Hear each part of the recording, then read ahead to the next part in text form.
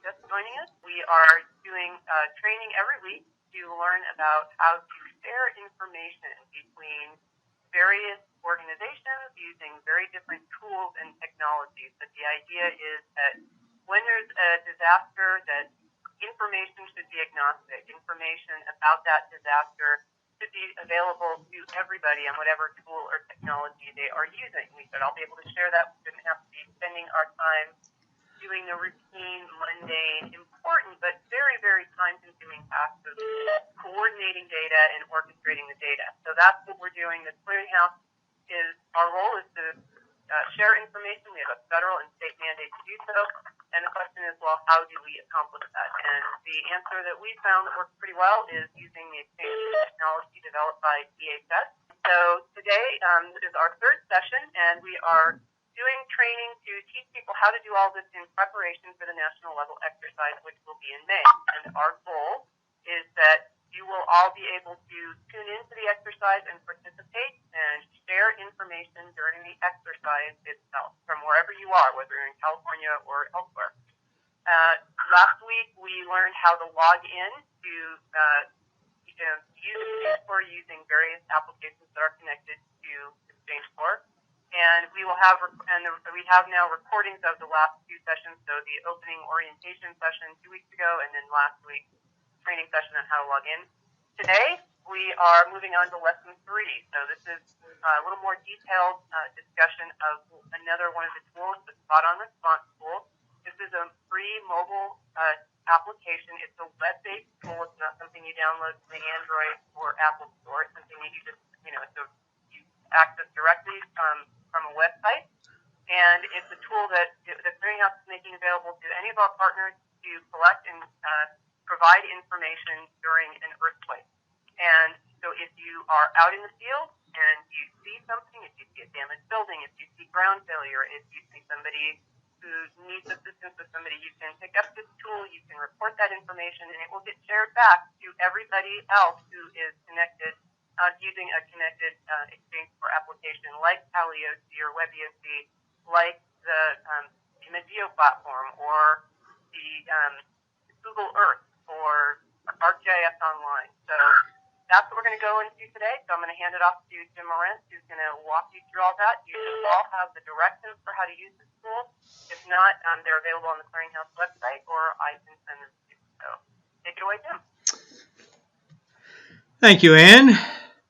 So as what you saw up there and Ann described, this part of it is growing situational awareness by seeing a problem, adding an incident. Incident is the common parlance for bad things that are happening. And what we're going to do today is build this incident awareness through the combination of a couple of the tools that Ann mentioned. The use case is that Clearinghouse members are out in the field all the time. They're trained observers. They see problems that should be reported for situational awareness. That situational awareness is best possessed by agencies in their own command centers, multiple agency support groups like an emergency operations center, up echelons to additional areas, counties, FEMA. You get the picture. But it all starts at that ground truth of what's happening out in the field. For the exercise, this use case can be played out anywhere in the country. You can simulate an incident to build that exercise situational awareness from any place. And that's what we're going to focus on learning today. How we can grow that situational awareness through ground truth from the field. How we use SpotOnResponse as a field incident awareness source. How you set up your ArcGIS Online with XchangeCore in order to look at the incidents that are unfolding in SpotOnResponse and elsewhere, as well as we'll take a quick look at the end at XchangeCore data on Google Earth. And then, since I expect that this is only going to take a few minutes, anybody who's got your login in place, log in. Follow along with me, even right now. Don't wait until the end of practice. Follow along. Because what we want to do is use these tools to create this week incidents. Next week we'll focus on observations, and observations are about incidents. So what we're going to do, and you saw this last week, got these multiple tools that are out there, all of them with different purposes. Some create and view incidents, others do observations, and others, some are just viewers. What we're going to do, though, today is this link. SpotOnResponse will be creating incidents, and we're going to use ArcGIS Online to view incidents. And as I mentioned, maybe take a quick look at Google Earth at the end as well. You've got user's guides. You don't have to listen to me. You've got user's guides. The SpotOnResponse user's guide, one page, should get you through it and be able to have you do this. In order to do the ArcGIS Online and Google Earth, there are 3 other user's guides that we'll consider less important for today, but each one of these is available on the Clearinghouse website. And this is the specific information here on accessing the data from ArcGIS Online, and we'll come back to these, or at least I'm pointing them out now, and I'll show you them later on. Where our focus is going to be is on the SpotOnResponse side. And to get there, let's take a look at the tools. And here we have side by side SpotOnResponse and ArcGIS Online. And you'll note over here we actually got a couple folks playing along. There's somebody from Cal OES, it looks like there, and over here there's Isaac Oshima, who's somewhere out in Sacramento area. These are people who are currently logged into SpotOnResponse, playing along, and to either of you, follow these instructions. Jump in and add some information as I'm showing how to do this. So we got SpotOnResponse over here on the right-hand side. It is, as Ann said, it can be used up on a computer, but it's also a web or a Android application, or also able to use an iOS on the Apple tools. And what you're going to do, we're going to focus on the right-hand side now. I'm going to assume these people are where they really are, and it is the GPS on their computers or on their apps that have determined where they're located. It's a location-based application. But I'm sitting in Washington, D.C., and I want to play in the exercise. So there are a couple of things that I'm going to do in order to play in this exercise. The first thing I'm going to do is come up here to the Tools menu, click on it, and come over here to Set Location, and click on it. Up here you see whether I've got a GPS, and it is currently off. If I were to turn it on, you're going to discover that I've just moved to Washington, D.C., because it knows where I am. So I've moved out to the capital area here by turning my GPS on. So I've gotten away from your earthquake. I'm going to turn that off, however, and what I want to do is come out here I'm going to come to Antioch. Never been there before. Antioch, California. You could put an address in here, or you can move around and click in a given location and move your own icon. So if you're nearby location, you can go off and use the map to do it. You can type any type of an address in there. Click look up, and you're going to see latitude and longitude is going to change from the east coast to the west coast. There I am out in 121. I've jumped over here to Antioch. You see my little marker there, and I'm going to say that's good for me. I'm going to set that as my location. So now I've got myself over here in this area, and that's me. Whoop, no, that's Rachel did the same thing. So Rachel's over there nearby. Just because of that, I'm going to use this to come over here and just move down the street there to Pittsburgh a little bit. So Rachel can have her area there, and you'll see there's Rachel now, and there I am. That's me at that latitude and longitude. So we've got these people now playing, and you'll note different color bases. That's based on the organization that they have associated with when they came into SpotOnResponse. But I'm now out here in this Pittsburgh area, and you know what I have? I'm sitting out here and I'm looking at a problem of some sort. Over here, my plus marker says, hey, this is where I deal with problems. I'm going to create a new item of interest here. I click on that little down button, and there are lots of categories of problems or information resources or items of interest, because this can be an infrastructure or it could be a resource. But we're dealing with a simulated earthquake, so I'm going to pick up a building here. So I've got an incident structure building. By the way, all of these terms were determined by the Clearinghouse as their way to describe some of their essential elements of information.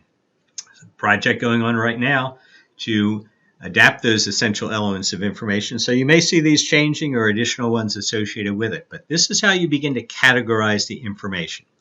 I'm over here. I've got a structure problem with a building. And I'm now going to say it's a 3-story building with broken glass. And down here in my description, I'm going to say, looks like superficial damage, but should be checked because of some odd-looking parapets. Something like that. And what we want to do then is, if there's a reason, you can put the earthquake in there, and this will be something that the Clearinghouse has helps to provide some guidance on. Here, the reason is going to be building damage. Let's call it that, and the disposition is reported.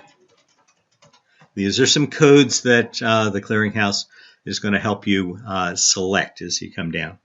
At that point, got a submit button over there. I'm going to submit that. Comes back, tells you that I've had a successful submission, and I now have my 3-story building with broken glass there.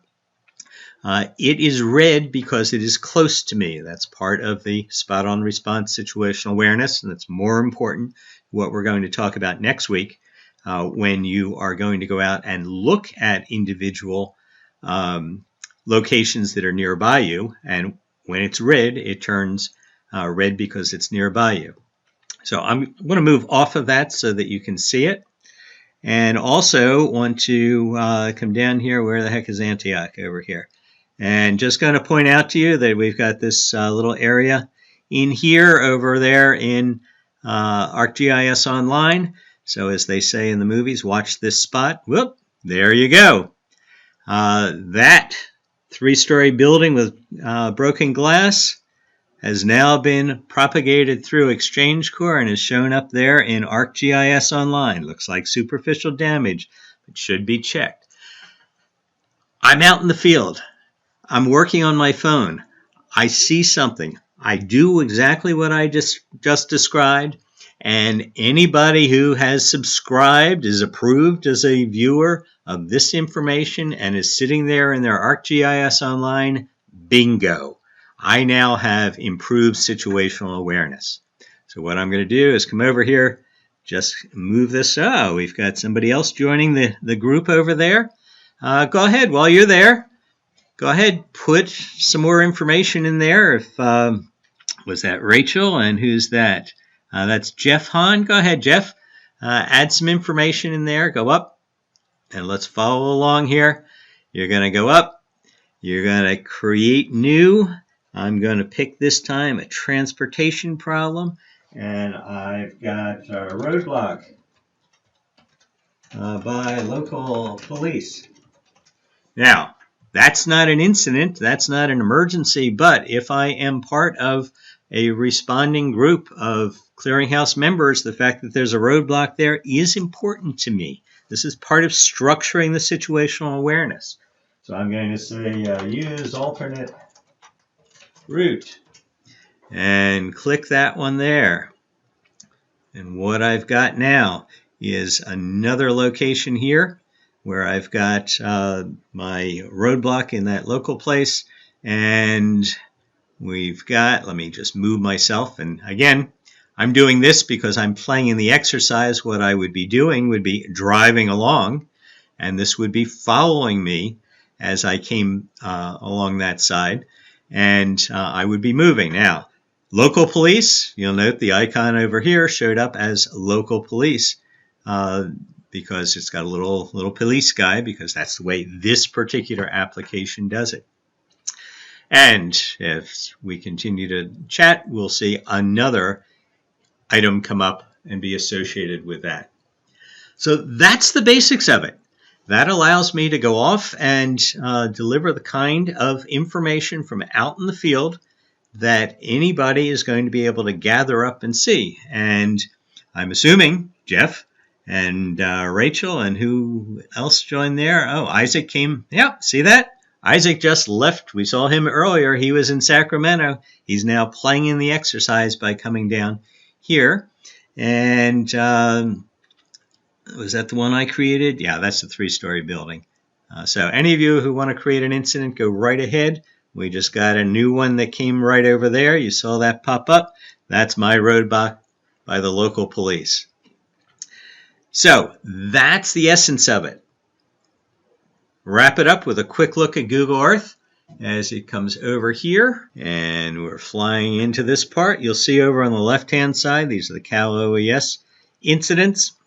We've got a number of different ones. And let's see. Come on in here in this area. And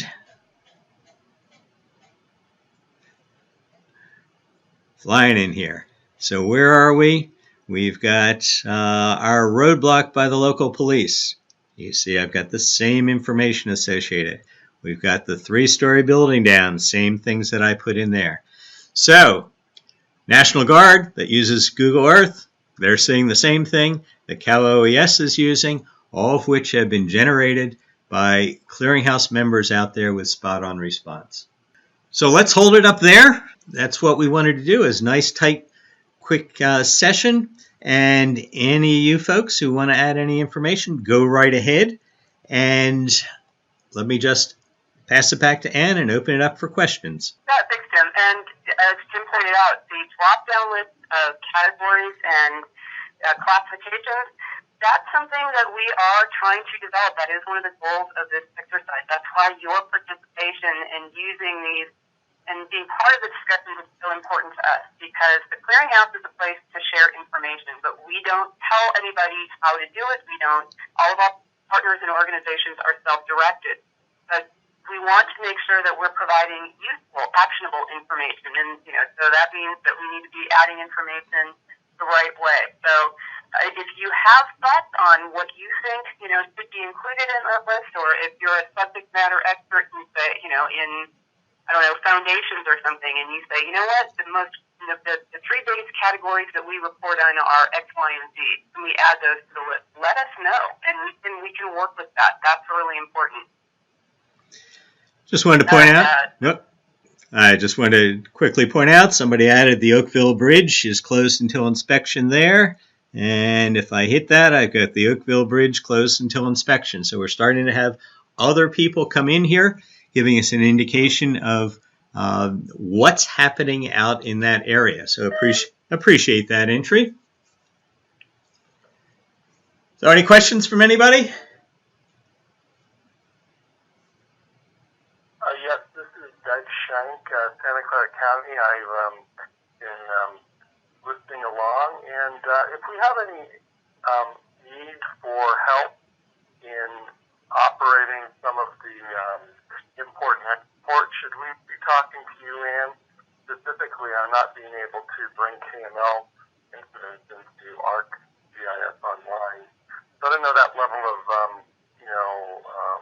hand-holding, if you will, whether or not it's available, or we should just give it up that effort on our own.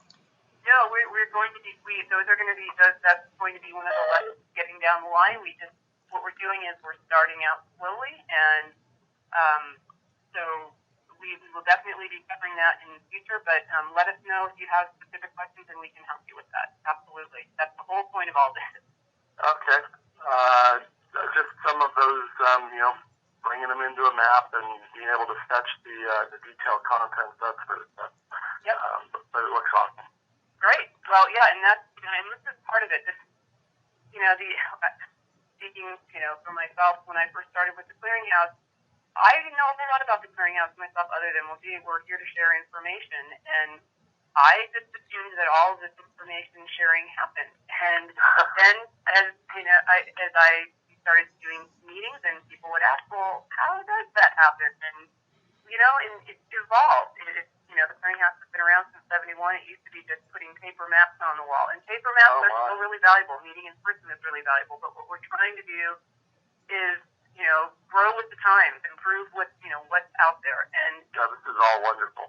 But it's a lot to comprehend, no doubt. I don't want to undersell that aspect of it. And what we really appreciate are people who are willing to roll up their sleeves and help us figure this out, because it's not going to happen otherwise. It is absolutely possible, but in order for it to make it happen, we need people who are willing to say, okay, yeah, we're gonna figure this out.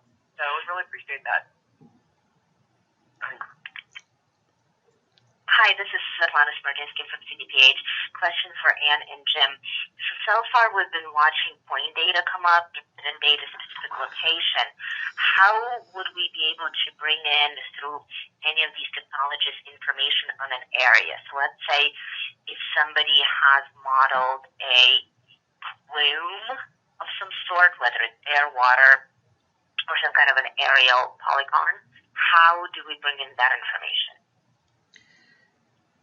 Yeah, I can address that, and I think if I pull down here, we have something here. I was just going to illustrate, but the couple of different ways to bring that in. One way is to bring it in as a map context document inside of XchangeCore, and there's a little app that allows you to say, I have this data that's associated with it. And that can then be shared out to everyone. Secondly, let me see what I can find one here. What am I looking for? I'm not seeing it. Sorry. Okay. Second way is that I'll just pick this school, and we'll look at this, and this is a piece of what we're going to look at next week. If I have external data, KML file or something like that, or a JSON file, I can bring that in and associate it with any of these incidents, the school closure. And when that happens, you're able to view it any place. Third place is in ArcGIS Online. We have the XchangeCore connector to ArcGIS Online. So if I want to take a layer, for example, do we have anything here that would be naturally a polygon? I'm not so sure. But if we had a polygon layer here that we wanted to bring in, we'd just simply click on that and say, yep, I want to bring that in. And it would then be associated as the polygon layer that would be associated and be able to be retrieved by anybody who was connected to XchangeCore. So when you're looking at polygons, there are multiple ways to get them in, depending a little bit on what the data is itself. But we'll definitely be touching on that one in the upcoming weeks. And as a matter of fact, Svetlana, if you had some example data that you wanted us to focus on, I'd be happy. It's always hard to find the right data, so if you got some real things that you could share with us, we could build around that. I'll see if I can procure something. Okay. Thank you. That's true for anybody. We give, real world examples are a lot more interesting and a lot more relevant. So if any of you out there have, a map layer, that you want to bring in, let us know, and we can use that as an example. So we're getting some more good incidents out here. Got a lot more people who are participating. That's really excellent.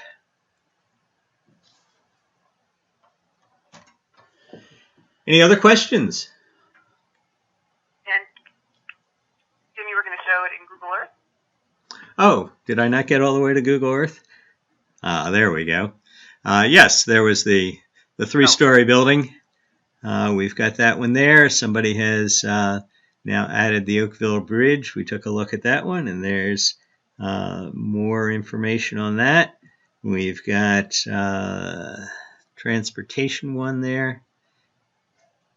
PG&E power lines that are down there. And so you've got a number of things that are growing out there and able to see it in unfolding, the whole story unfolding in Google Earth as well. Hey, Jim. This is Jeff from the California National Guard. Did I miss what's the URL to the KML-KMC service? They are right over here. And let's see, where did I put that? Over here. There we go. And these, if they're not available on the Clearinghouse website, they will be on the Clearinghouse website, but you can bring it in either on the KML side or a GRSS side, and they are available to you. So. Awesome. And the other question I had is the Clearinghouse XchangeCore ArcGIS Online, is that a public service now, or is it still private? Or it's a public service. You need to have access into ArcGIS Online independently, and Ann can give you the access into the XchangeCore, but that's public service available. And in wherever that user's guide was, yes, in this user's guide, that user's guide there, which is also available on the website, there is the link that you then add your web map to in order to use the connector with your own web map. Awesome, thank you. Sure. Jim, just for clarification, so Valen here, it is a ArcGIS Online for Organization account that folks need, or can they use the home free version? They can use any version. The connector doesn't care. Right.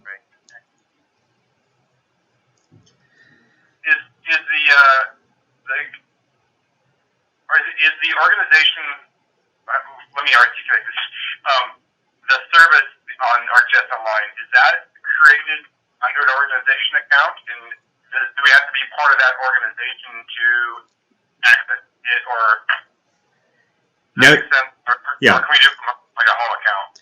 Nope, you can do it from a home account. That's what XchangeCore does. It cuts across those organizations. So somebody can be in one organization, you can be in a home, somebody else can be in a third one. Each of you can provide the information out to ArcGIS Online, and then you know where to go get it. And if you have access to it in that other organization, then you'll be able to get that information. So, the reason I asked, I just now did a search for the service online. I didn't see it. So that's the only reason. Yep, it's actually the whole thing is available up on GitHub if you want to get into the guts of it. So, but okay. the service, the link for the service is in the user's guide. Awesome. And Any other questions? And just to highlight that, there is the service. And then over here, you will add your own web map. So that would be in your organization or in your home account. So this part is public. This part is wherever you are living and operating with your web use or with your ArcGIS Online.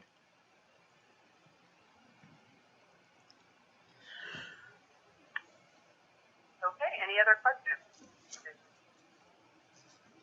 Okay, well, so that this week, we ask you to please continue to practice. There's a lot more you can do with SpotOn. You can add, as Jim mentioned, you can add data layers. You can add updates to information. You can add pictures. You can add video. So please practice with that and let us know, if you have questions and if you have thoughts on how we can be improving the drop downs and how we're categorizing information, because it's an order of operations. First, you have to be able to link in the different tools and technologies to share the information, and so that then you can start working with the information. So this is all part of what we're trying to, the discussion that we're having over the next several months, and what we're going to be, looking at and seeing how this, how all these start fitting together for the exercise. So this presentation has also been recorded, I understand, and we'll have that up on the website as well. again, if you have any other questions, please don't hesitate to contact me. And if you need XchangeCore credentials, give me a call or shoot me an email, and we can get those to you too. Last call for questions. So we're trying to keep these meetings short so that you can practice yourself and you can ask questions, but we want to try to minimize taking everybody's time. Okay, well, thank you everyone for tuning in this week. Thanks, Jim. And we hope you'll be back again next week for our next lesson. And as we go forward, these are going to get a little bit more complex. So we wanted to start out with two things, give everybody a chance to build their confidence, and then start building on that. So great. Thanks very much, everyone. We'll see you next week.